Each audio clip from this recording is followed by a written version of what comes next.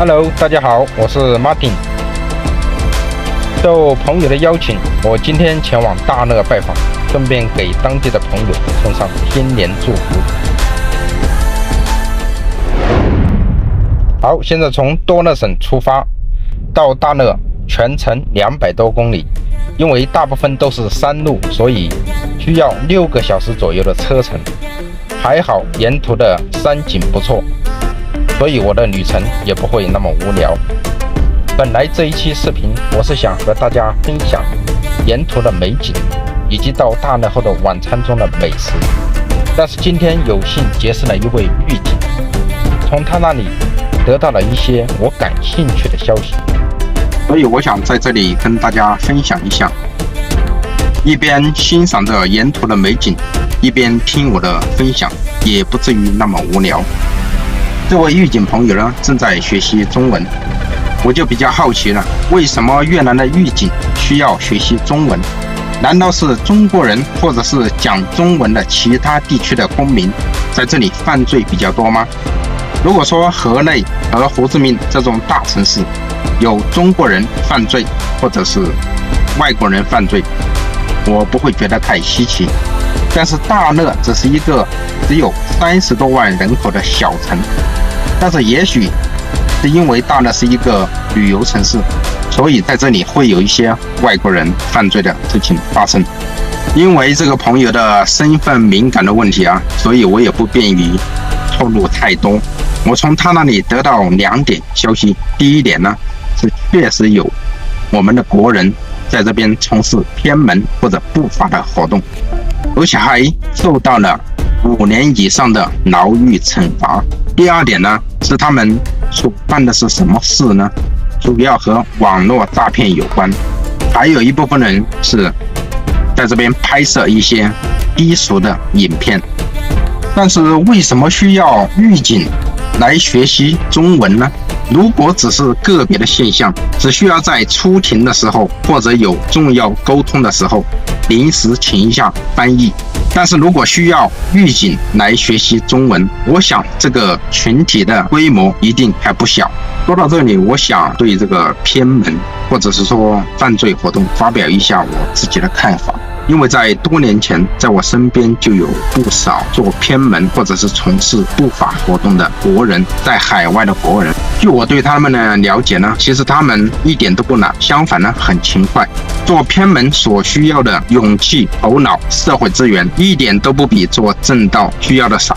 那么是什么原因促使他们要铤而走险去选择偏门这条路呢？那就是一个字：快。做偏门和赚快钱是划等号的，他们没有长远的眼光和耐性去投资正道生意，所以他们选择了偏门。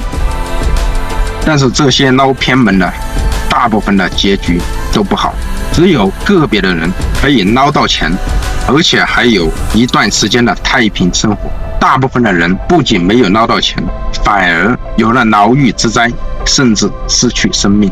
捞偏门和创业其实一样，成功率都是非常低的。我们经常说90%以上的创业都是死掉的了，同样的90%以上的捞偏门呢也都是死掉了。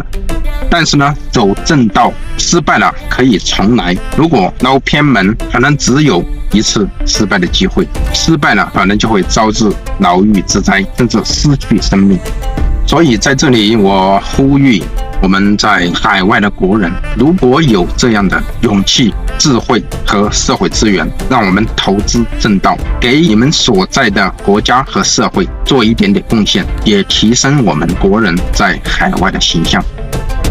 讲到这里呢，我想到了另外一个问题，我们中国人在海外一些地方受到不友好的待遇的问题。那么讲到这个问题呢，很多人都会想，这是西方国家的政治操弄和媒体抹黑。当然这也是一个很重要的原因，但是我今天想给大家分享的呢，是跟这个政治操弄和媒体抹黑没有一点关系的，完全是我们自身所造成的。我在欧洲、非洲待过很多年，现在又在越南，我碰到过很多这样的情况。我给大家举一个例子，多年前在非洲，在西非的尼日利亚有一个维多利亚岛，上面有很多的富人区，有一个富人区呢，全部是别墅，那里的房东明说不租房给中国人，原因是中国人比较脏，不打扫卫生。当然呢，这只是一小部分人，但是一颗老鼠屎毁掉一锅粥，就是这个道理。这是我第一次听说中国人在非洲还受到歧视。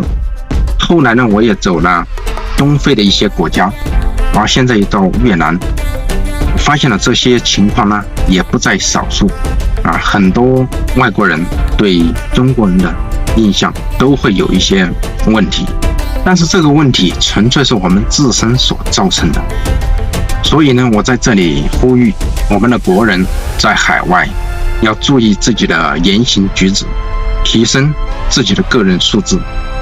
一方面为了我们自己在海外受到更多的尊重，另一方面也为了维护我们国家的形象。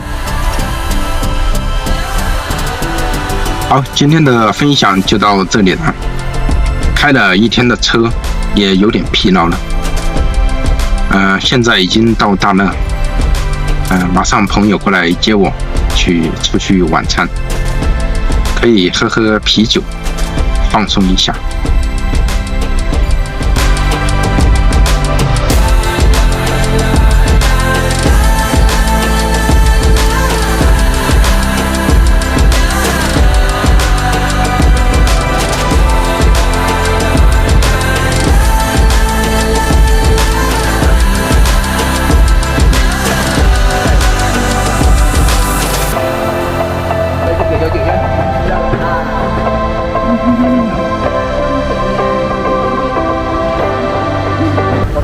干杯！接，干杯！